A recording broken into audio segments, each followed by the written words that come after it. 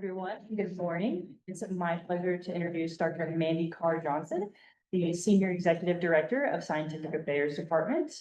In her role, she leads a talented team responsible for beef's technical research areas of beef safety, product quality, human nutrition, and sustainability, as well as the market research and nutrition and health influences program. Mandy is also the administrator for the Beef Industry Food Safety Council, an industry membership group focused on improving beef safety. Mandy joined the NCBA team in 2007. Before working at NCBA, Mandy was a tenured associate professor at Angelo State University. She led the meat and food science curriculum and designed and oversaw the fundraising and building of a federally inspected meat laboratory used for teaching and research. Mandy is a graduate of Texas Tech University with a BS and MS in food science and a PhD in meat science and microbiology. Mandy and her husband Todd live in Highlands Ranch, Colorado. So please welcome Dr. Johnson. Well, thank you for the opportunity to be here this morning, and it is a pleasure to come back to Texas. I grew up in Sudan, so humidity last night was a little unusual, I have to say, and this morning, but nice to see rain in this part of Texas across this state and the country. I want to talk today about a topic that might be a little bit different than what you're used to talking about at this meeting, but it is about the consumer. And what is the consumer today looking for? What are their preferences? What are their concerns about picking and consuming beef? So I want to give you a little bit of that background, but also tell you what we're doing about it, and particularly what we're doing with the insights that we have as related to consumers wanting to know more about how we're raised and how it is produced. So with that, I'll start off with a couple of insights is looking at the consumer population itself. So many of you may have family, friends across all these generations. And what we know is that today, it is said that there are consumers in more distinct categories in the marketplace than ever before. So when we look at that, this comes from the U.S. Bureau of Statistics, and what we see across the census is if you start way to the right. So the youngest generation of consumers now is noted as Generation Alpha or Gen Alpha. And what you'll see there with the dates in which they were born, this is a generation that is up to about 13, 15 years old. So they're not a part of the spending. If you look across who is spending money on consumer goods, however, in some cases they are, okay? They also inform or influence what their parents are doing. So that younger generation right now looks relatively small, but keep in mind it's building because these generations are about in 15 to 20-year breaks. So this Gen Alpha is still adding to its population, so it will grow. If you look, then next is Gen Z. So these are individuals that are from about 15 to 30. And so you can see as far as number of consumers or number of individuals in this segment, this is relatively large. Then the next one is the millennial. This is 30 to about 45.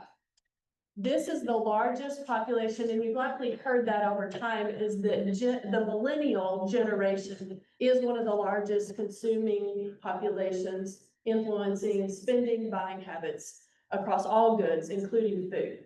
Then Gen X, so 45 to somewhere about 60 is Gen X, then baby boomers 60 to about 78, and then the silent generation. So all of these are involved in purchasing goods across this country. So if you look at this just as a cohorts in size, what does distinctively differ is buying power. And so if you think about this, to me, it makes some sense. If you look at the ones that have the greatest buying power, that's Gen X. So again, 45 to about 60. Why? Is most of their children are close to or out of the home, and they're still working. So they have more disposable income, I guess, unless you have to pay for college and some of those things, right? So this group, though, has a considerable amount of buying power. But behind them, recall that the next two generations, if we go back a slide, the next two segments and generations have a large population. So when they get to that point, the kids are out of the house and they're still working, what are going to be their decisions? What is influencing their purchase decisions? So we'll talk a little bit about that. So one of the things we do on behalf of the Beef Checkoff at NCBA is that we survey consumers every day. And we're asking them, what are the key things that make up your decision? And if you look at when you are purchasing beef, really that relates to 5 things across the bottom here. Is your eating experience, and as many of us know, if you have a bad eating experience of any product, particularly beef, if your steak is tough, then for a consumer, it might cause them not to come back and eat steak the next time. So over time, we have improved our beef eating experience, but it is still one of the most critical factors in influencing a consumer's decision to buy and consume beef. So eating experience, convenience, and versatility. If you're preparing beef at home, maybe your schedule doesn't allow for a long meal prep. So you want something that is convenient and versatile. And do you think beef fits in that category? Price, can't do much about price on behalf of the checkoff. However, what we can do is help consumers know how to utilize beef so that they feel that the price they pay is worth it. How it's raised and grown, consumers do have interest in knowing how their food is raised and grown. We'll talk a little bit about how that relates to beef. And then nutrition. And what you'll see here is all these icons at the bottom, and the combination of these factors influence a consumer and how much they consume beef, what their preference is for beef over other proteins, and what value do they assess to beef. That's not just about price. You can see that value, the little billfold, is related to things like nutrition and how it's raised and grown, as well as convenience and versatility. So it's more about the value it brings to me and my family, not just how much did I pay. So we'll talk a little bit about that as we go. So we're gonna start off with a couple of overall insights.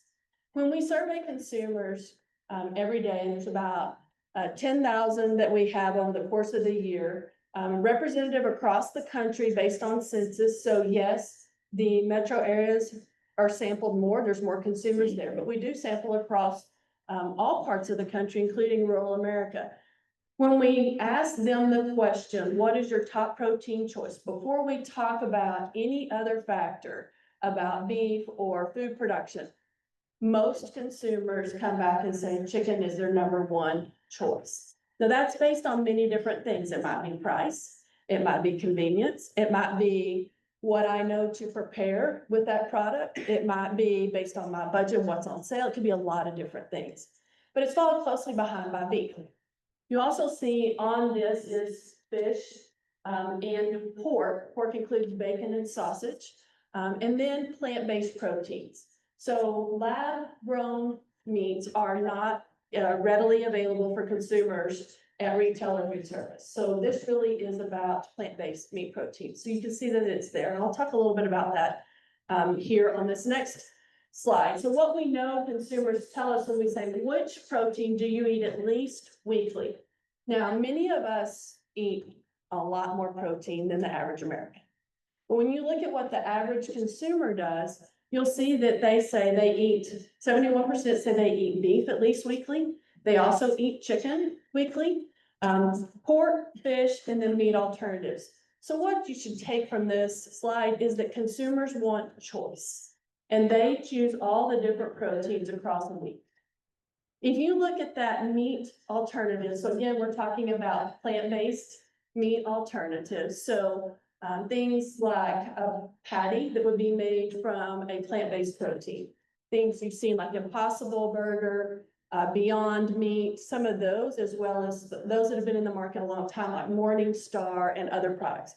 So about a quarter of consumers say that they'll eat a plant-based protein in a week. The key is those boxes across the bottom that go the other direction, is they also are eating fish, pork, chicken, and beef. So the take home on this is most consumers that can have a plant-based protein in a week, it's not necessarily as a vegetarian or not eating other animal protein. It's in addition to. Again, back to that point, most consumers lack choice. Many consumers are choosing an animal-based protein, but some are adding a plant-based protein to their mix. Now, we often hear a lot about plant-based proteins and taking market share, but I think it's important to understand and have perspective. If you look at all the fresh meat substitutes that are available today, so whether that's a substitute for a chicken nugget or a hamburger patty, whatever it is across all species, it's less than 0.5% of that marketplace. If you look at just those related to beef, so again, towards like the patties or crumbles, that is about 0.5%. So yes, it's a significant amount. If you go from 0 to 0.5%, that's a lot of money and a lot of pounds. However, when put in perspective, you can see where that falls. Over the last 5 years, that's gone from about now we're at 24% of consumers. It was about 36%. So that has decreased over time. There's a curiosity factor for most consumers. Try it, see if they like it. Does it fit within their meal plan? Does it fit within their budget? Some stayed with it and some did switch back to other proteins they're more familiar with. One thing we do know is now more than ever, consumers are spending more money on protein, particularly on beef.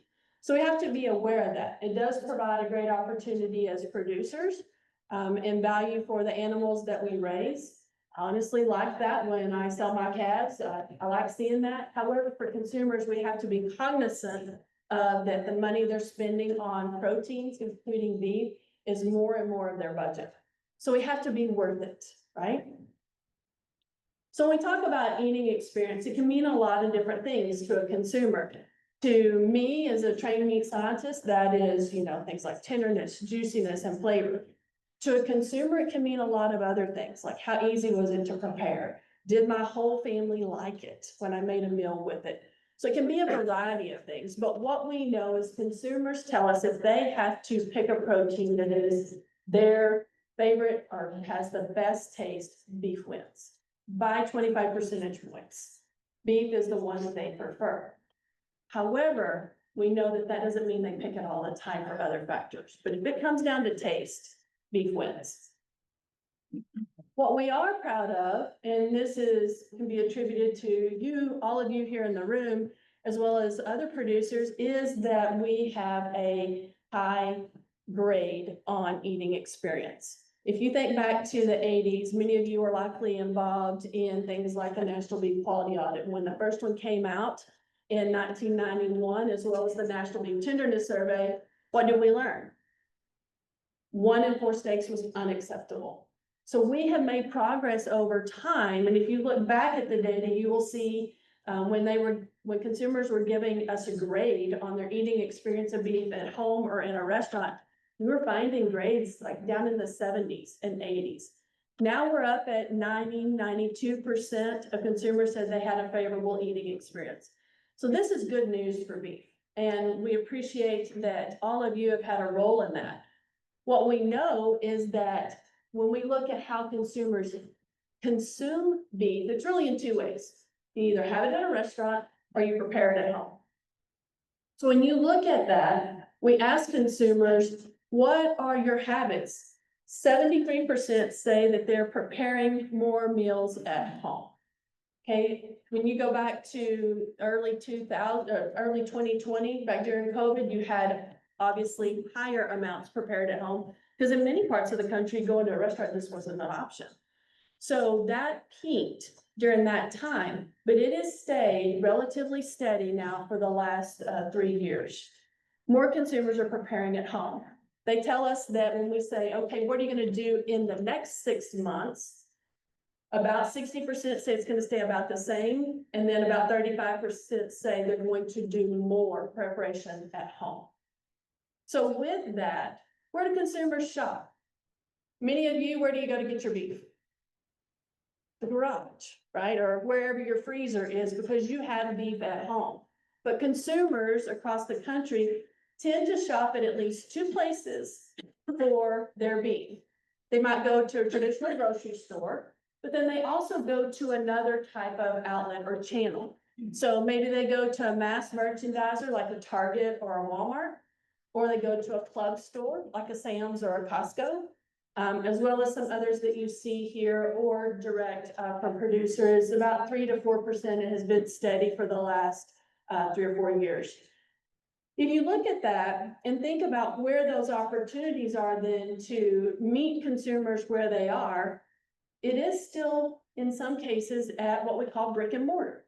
So at a physical location. However, many consumers are evolving that purchasing practice to also include online shopping. Now, how many of you have bought something online in the last month? A part? And maybe you bought, other items, maybe it was clothes, maybe it was groceries. If you look across this, if you start at the bottom of this chart and you look at by age, just taken some 10-year spans and looked at the data.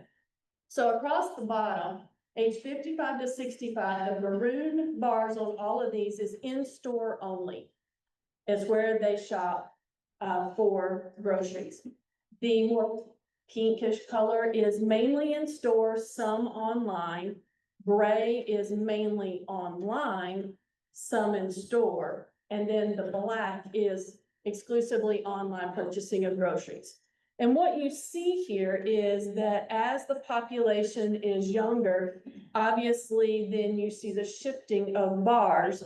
So in-store is still a significant part of where groceries are purchased by consumers. But our future is also to make sure we balance the opportunity for purchasing online.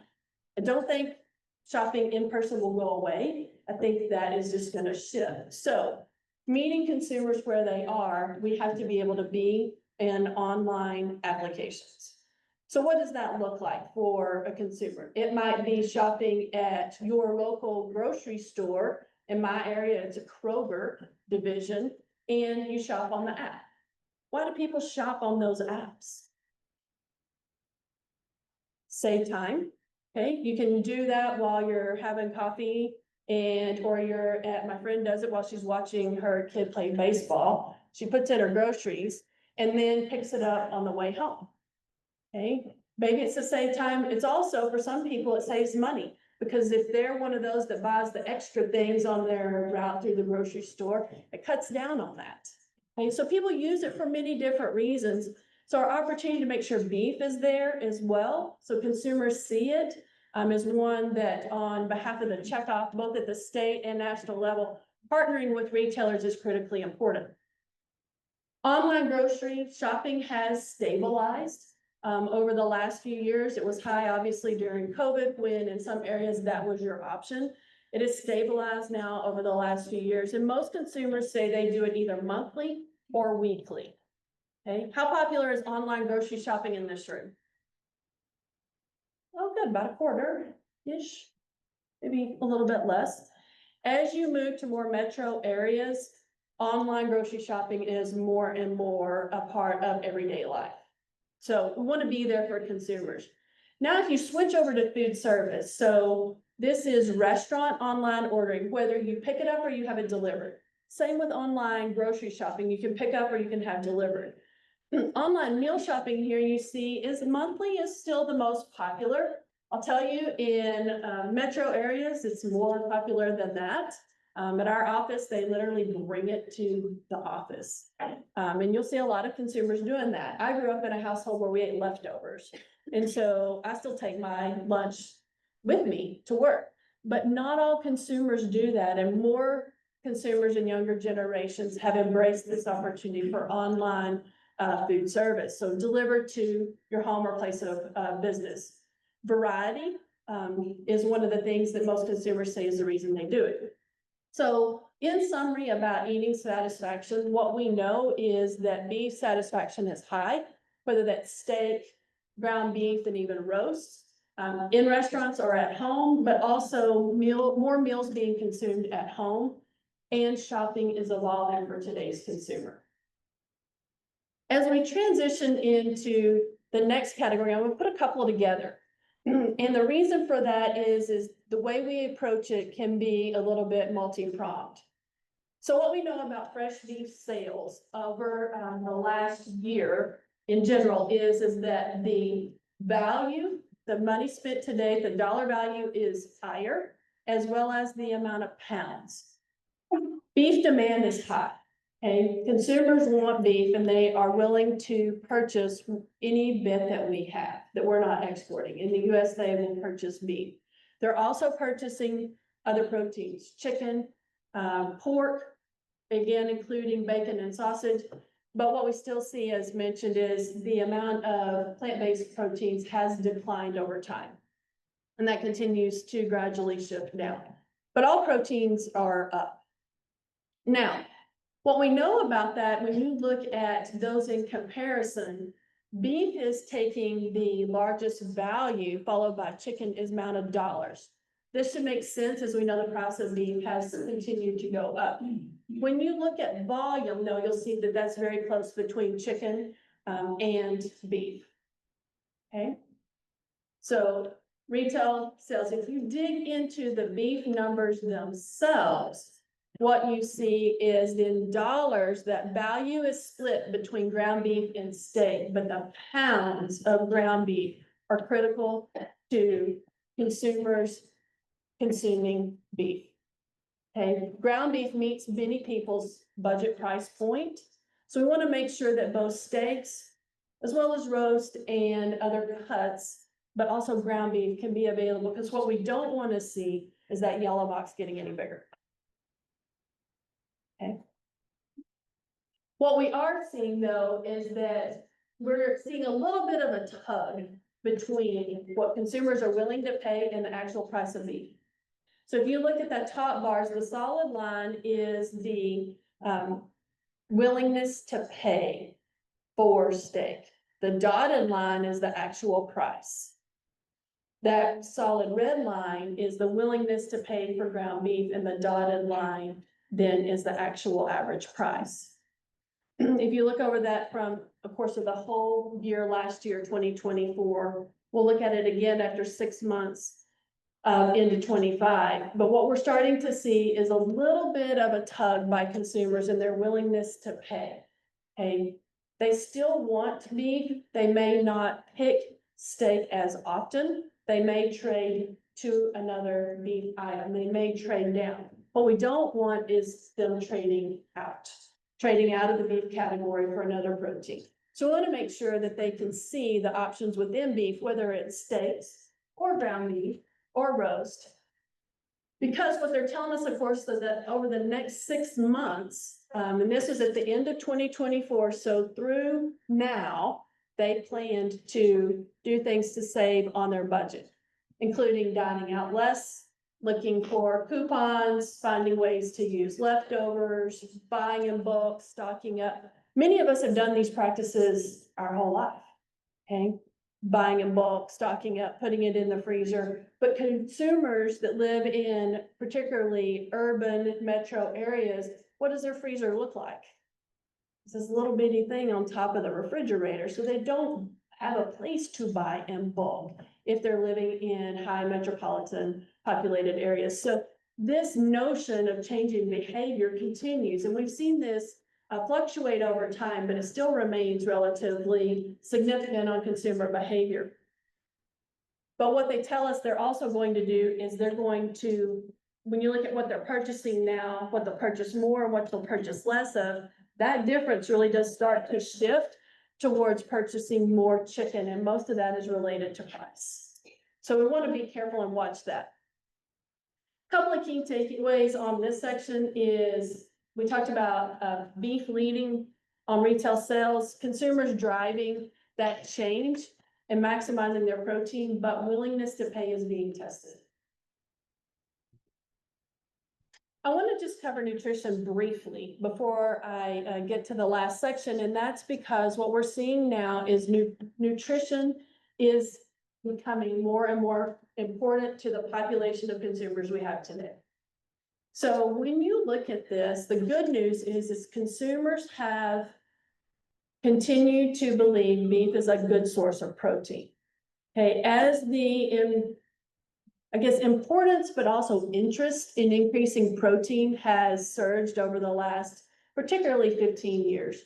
You can get protein in everything, right? You can get it in a bar, you can get protein water, you can get protein in anything. But if you look at what you're consuming a day, consumers know that beef is a good source of protein. They know that chicken is a good source of protein as well, but they still have over about a 15-point differential there in beef.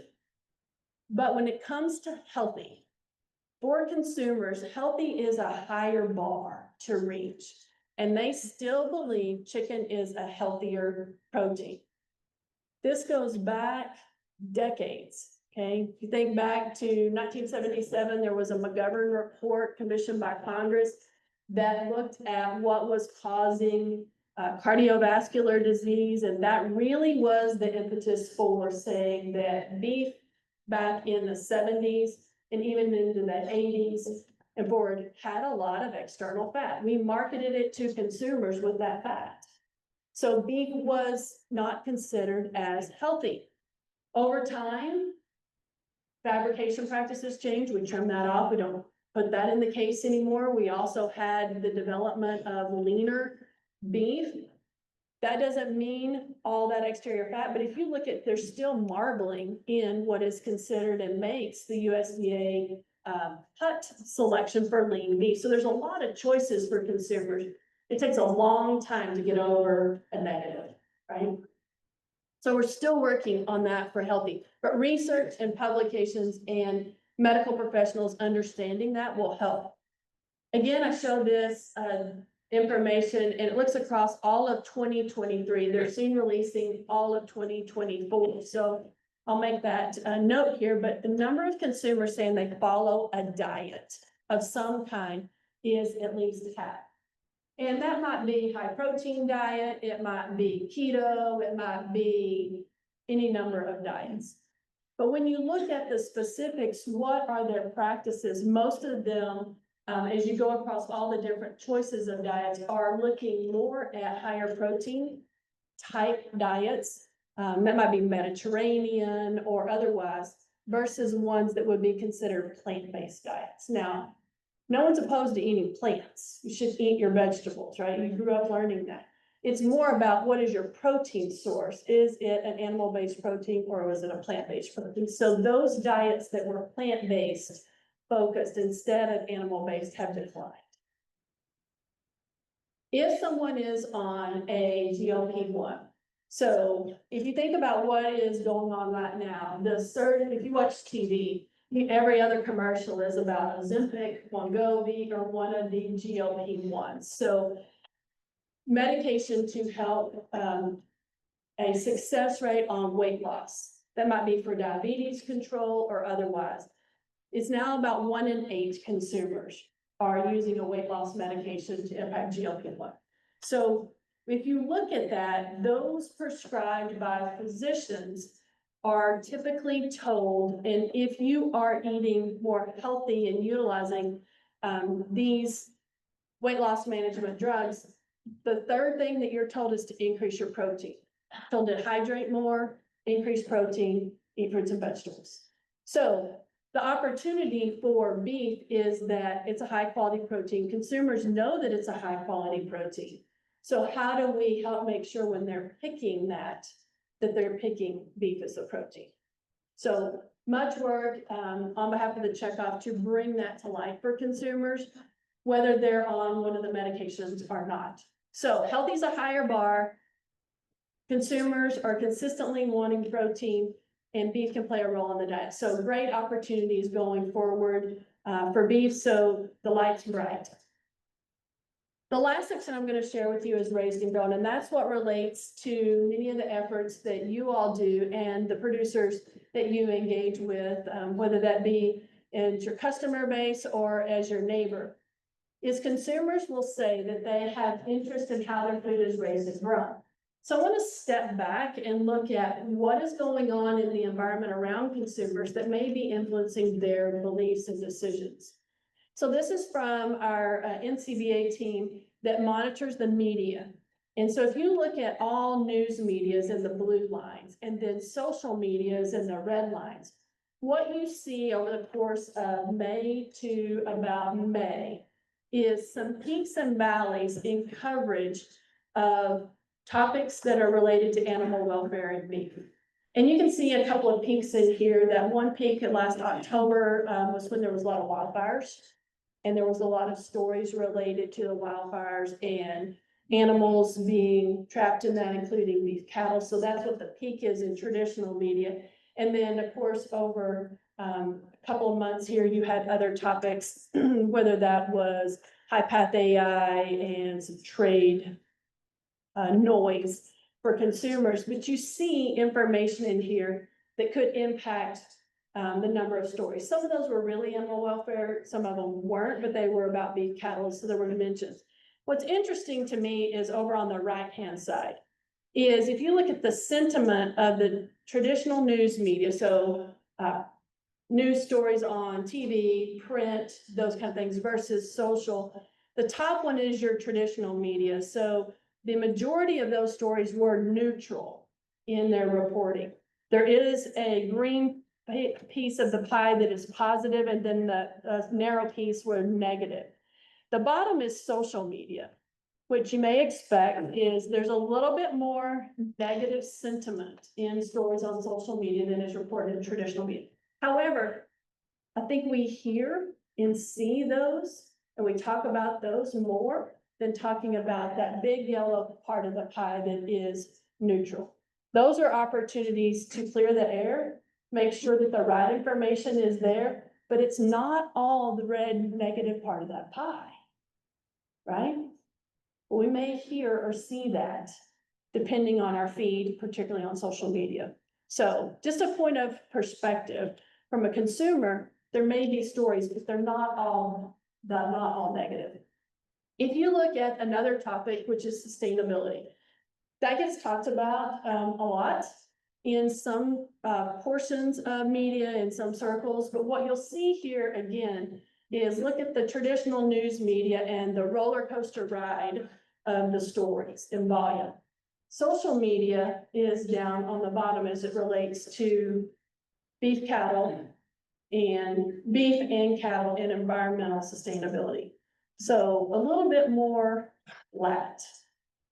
If you look at this slide, and I apologize, it's a little small, but I want you to see again some perspective, is if you look at mentions over time, if you look at all the sustainability stories, it's the blue line, not just cattle. But if you look at the ones that are related to cattle and livestock, in comparison, those are really small compared to the total stories. So we may hear a lot about that red line, but if you put it in perspective, it's a lot smaller than we may think.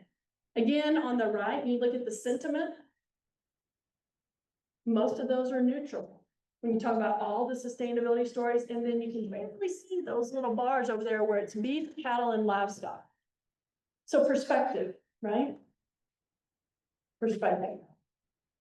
So when you ask consumers, those beef consumers, about their perception of beef overall, 70% are positive compared to about 80% on chicken. That's everything. Cook it, how much it costs, all those things. But those bottom bars, again, are perspective. When you look at their perceptions of production, those look really similar. Okay, so positives about 43%, 37% neutral. And about 20% may have a negative perception of how these two livestock species are raised for food. So that middle gray area is often a Grand Canyon of waiting for information. Okay? They may not have enough information to make a decision, or it might not be that important to them. So we ask consumers, particularly on how cattle are raised for food, as you could expect, about a quarter of them say they're familiar. Now, we don't give them a test to see if they really are, but less and less as consumers are familiar with how we raise cattle for food. But more and more say that it's important to them. When we ask them if they can tell us a specific concern, the majorities don't have one, which is a good thing. Okay, that translates to that neutral and positive bucket on the previous slide. But if they do have a concern, you can see here, one of the most critical things for them is welfare. Followed by these other topics. Now, they can pick multiple ones, right? So that's why the numbers don't all add up to 100. So they may say, well, animal welfare and food safety. So when we look at those things, the most important thing we can do to help alleviate those concerns is talk about the care that we give to cattle under our purview. When you divide that by generations, what you see is the black bars are overall where we see so far in 2025. It also has some information from 2024. But Gen Z, millennials, Gen X, and boomers. The key takeaway on this slide on animal welfare is which generation has the most interest or concern. It might not be who you thought. You have Gen Z. Remember, those are the ones that are the younger generation, right? So they're 15 to 30. And then you also have those that are 60 and older. What you have in the middle, the millennials and Gen X, is a little bit lower. So we want to make sure we continue to alleviate concern for the younger generation, but we also want to make that information available to everyone. Okay, it's not just targeting by age. You see some of the others as topics that were on the previous slide. Over to the right-hand side, you can see interest in environmental sustainability really does fall higher in a younger generation. It doesn't mean they're all negative, but they do have some concerns that can be eliminated by information. So who do they want to hear all this from? They want to hear it from someone who's actually involved in raising the animals. Whether that be a farmer or rancher, it'd be a veterinarian, it can be someone that is actually involved. Consumers have more trust in individuals who are actually engaged with the animals. So a great opportunity. I'm not going to tell you, tell your story. I think that is so overused. What I think is important is being able to be open to questions. How many of you get a question from your neighbor or from someone else that is a friend of a friend that has a question about something? So they say, oh, I know someone, let's let you ask them. Be open to explaining what is real and what you do. Show them if you can. Okay. It's really about that authenticity that comes from farmers, ranchers, those involved in cattle productions, veterinarians. It's the authentic nature of that conversation that wins. How many of you are BQA certified? Don't raise your hand. Josh wants you to do that. You know if you're BQA certified, you know if you have taken your continuing. What I will tell you is it's critically important to the consumer. And what we've told them is, how many of the consumers say, do you know? And they're like, I don't know what you're talking about. I don't know if you do anything as related to cattle production. But when we simply show them something like, what is the BQA overall statement? Most consumers, that is enough to alleviate their concern.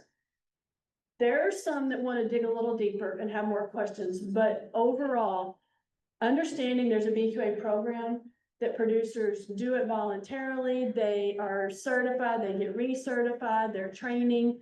That is enough to alleviate their concern on welfare, the use of antibiotics and hormones. And what we see is that when we show them that, this maroon line is before they knew anything about it. So they were pretty neutral is where that peak is on the 1 to 5 scale, but after they see just the overall statement about BQA, you can see that that yellow line shifts and more of them lean towards positive. So it does make a difference. It does make a difference. So what do we do with this?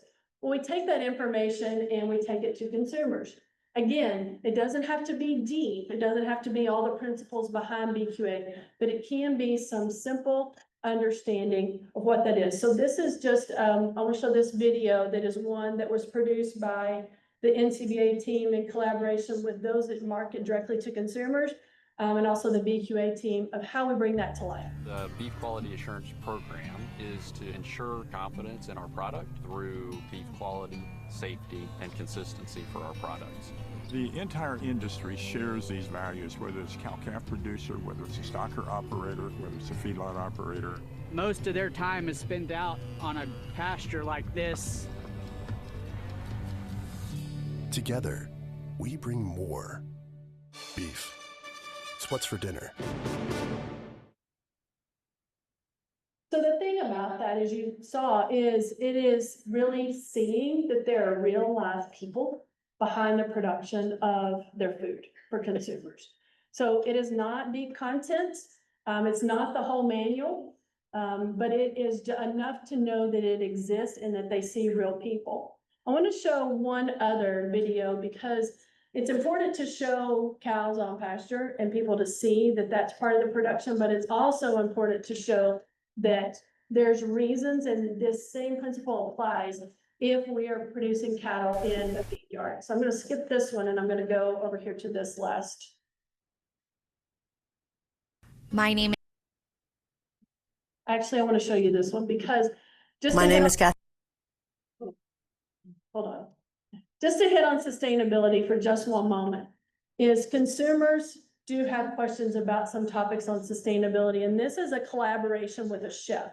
Many consumers are inspired by chefs, whether it is they go to the restaurant or they follow them on social media for inspiration on how to have a meal at home. And this video is one that was done in partnership with an environmental Stewardship Award winner in New York and a chef in New York, and it's talking about water. Oh, on now. My name is Esther Choi. I am the chef and owner of Mock Bar and Miss You in New York City. Today I'm meeting Rick Coombe of Thunderview Farms in upstate New York to learn about raising cattle and sustainability. Thunderview Farms is a 350 head Angus operation. What is unique about Thunderview Farms, our cattle are born on our farm, spend their whole lives on their farm. We sell primarily to residential customers in the Hudson Valley of New York. What is really unique about Thunderview Farms is we're located in the New York City watershed, which is the water supply for 9 million New Yorkers. It's very important for us to focus on nutrient management, manure management, keeping cattle out of streams, brooks, and other areas of key watershed protection so that we can do our part to protect that water supply. Our kalbi dumpling is a short rib dumpling, and this is really special because short ribs are the most common cut of meat used in Korean cuisine. We ground up the short ribs and mix with traditional Korean barbecue sauce, garlic chives, some glass noodles, and then we put it in a form of dumpling. And it has easily become one of our most popular appetizers. Today I made dumplings with Chef Esther and had a new appreciation for the delicacy and the work that goes in to preparing an excellent dish. For somebody that works with my hands in a very different way, it was very eye-opening to watch my fingers try to form those small dumplings. It was awesome to meet Chef Esther and see her excitement and her enthusiasm to interact and have her first visit to an active farm. Watching her pet a cow was priceless. Simply put, sustainability to me means lasting, something that you think about for the future generation. And when I visited Rick's farm, I really got to understand the real meaning of sustainability and why it matters. I love cooking with beef because not only is it my favorite protein, it has great flavor and it's just so versatile. You can use it in so many different ways. We love making broths with it, we love braising, we love even cooking it quick. There's just so many ways that you can use beef and everyone seems to really enjoy it. Well, I think it's important that chefs understand where their food comes from because you have a big responsibility as a chef where you're feeding people. And it's important to know where the food is originated and to think about the entire industry and how much of a responsibility a chef has. I feel like making dumplings are such a traditional part of my culture and what I grew up with. And I always like doing this because not only do people that are learning how to make a dumpling understand my culture a little bit. Beef, it's what's for dinner.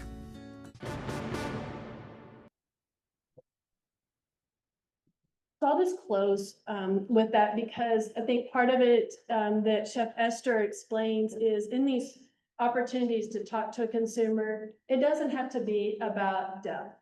It really is about the authenticity and the reality of how all of you are dedicated to raising beef in a way that is something that we all are proud of, including those that are not involved in animal agriculture, but are our conduit to the consumer. So with that, thank you very much.